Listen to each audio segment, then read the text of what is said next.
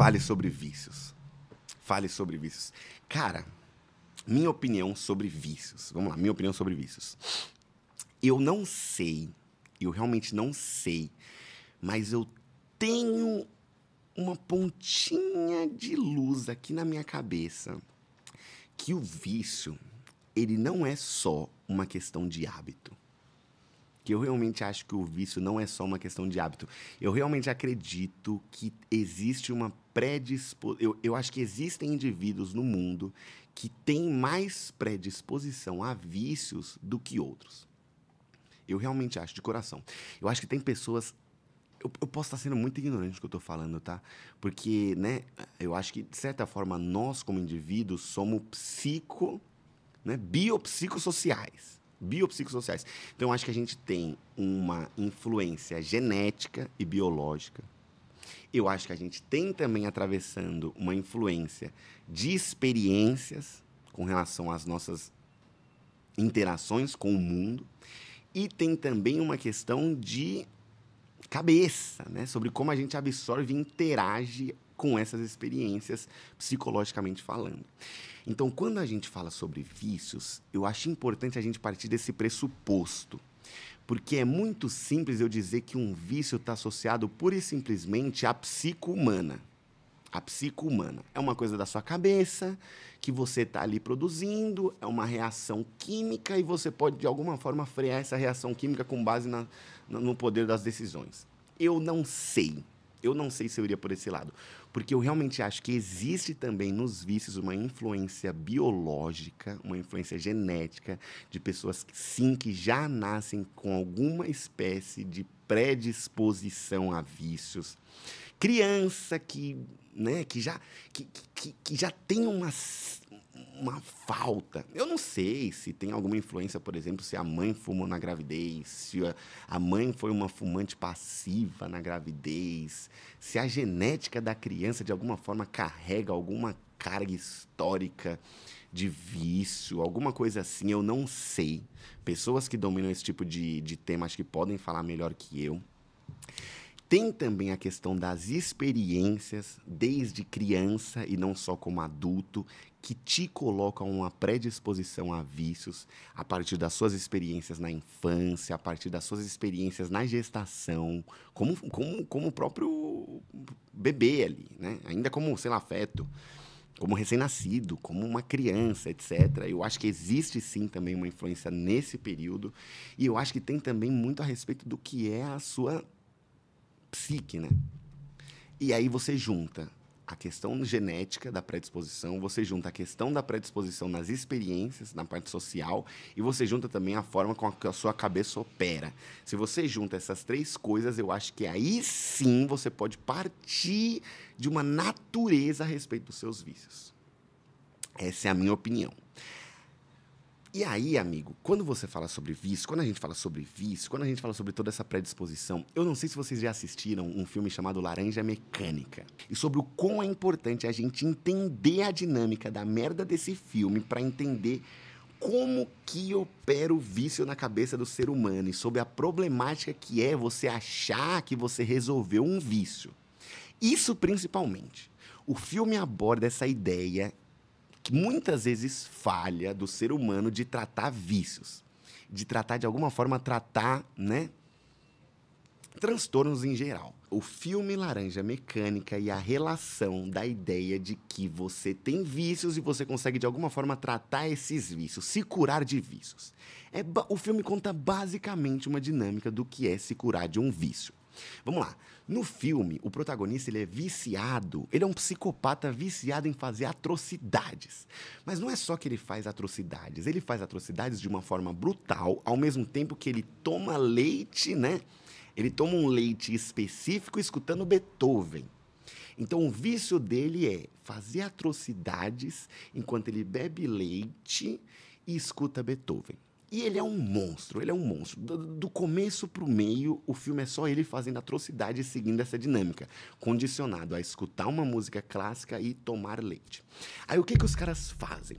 Os caras capturam ele e decidem fazer um experimento social com ele.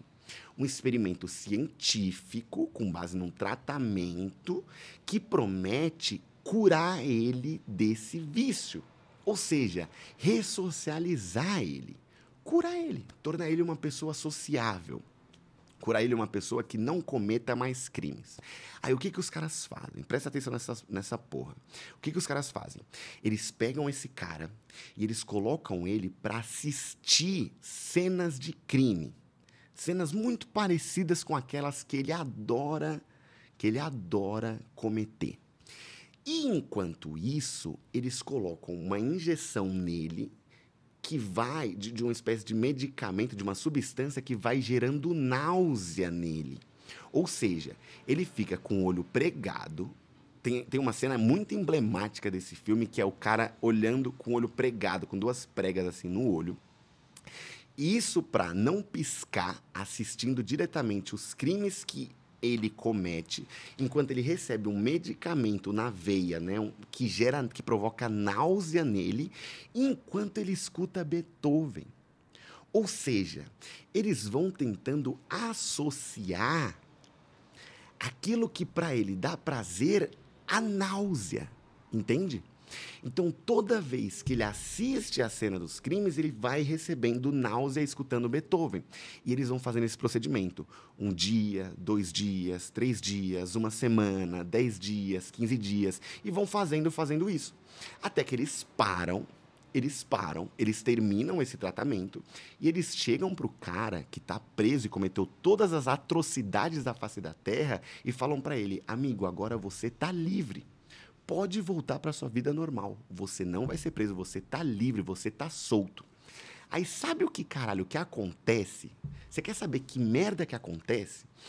Na primeira esquina que ele dobra e ele vê um crime acontecendo, ele vê qualquer pessoa discutindo, ele começa a vomitar. Entende? Ele começa a vomitar sem parar. Vomitar, vomitar, vomitar, vomitar. Vendo aquilo. Por quê?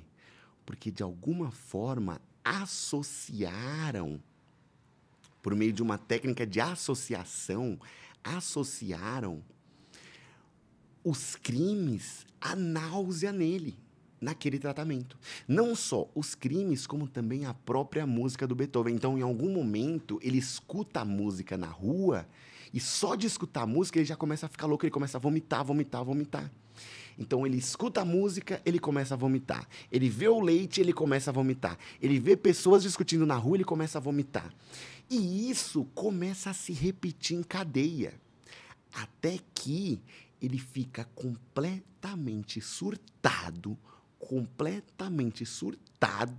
toda essa dinâmica, essa nova dinâmica da vida dele, e comete suicídio. Ou tenta cometer suicídio, né? Ele pula de um prédio, assim. Ele pula. Tamanha perturbação que isso provocou na cabeça dele. Tamanha perturbação que isso provocou na cabeça dele. É aí que chega no ponto onde eu quero... É aí que vem o ponto onde eu quero chegar. A pergunta que eu quero fazer para você é: será que ele se curou desse vício? Será que ele se curou desse vício?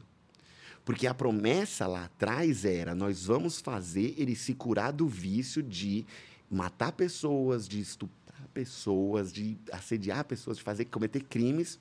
Escutando isso, tá, a gente vai resolver isso.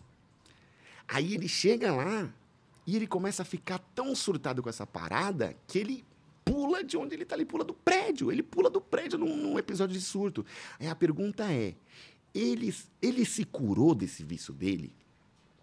Ele se curou desse vício dele? Ou ele só foi condicionado a não praticar? Entende? Aí por que eu tô falando isso? Vocês vão entender por que eu tô falando essa merda. Sabe aquela criança? Uma criança que chupa chupeta.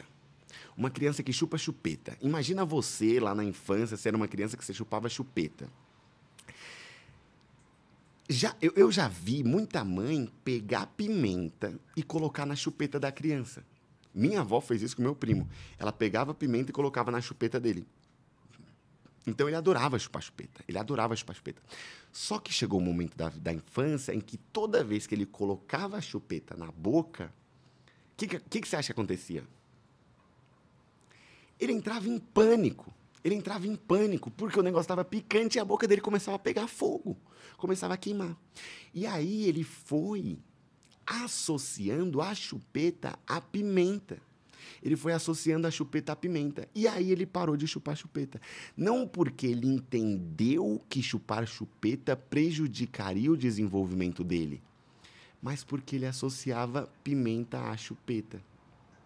E você quer saber qual que é o resultado disso na prática? Sabe qual que é? O corpo humano, ele desenvolve vício em outras coisas. O corpo humano desenvolve vício em outras coisas.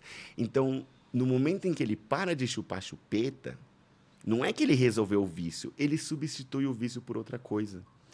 Por uma compulsão alimentar, por um comportamento manifestado mal resolvido.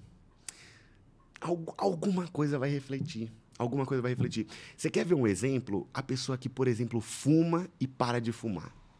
Você já se deparou com alguém na sua vida que fuma, sempre fumou a vida inteira e aí resolveu parar de fumar?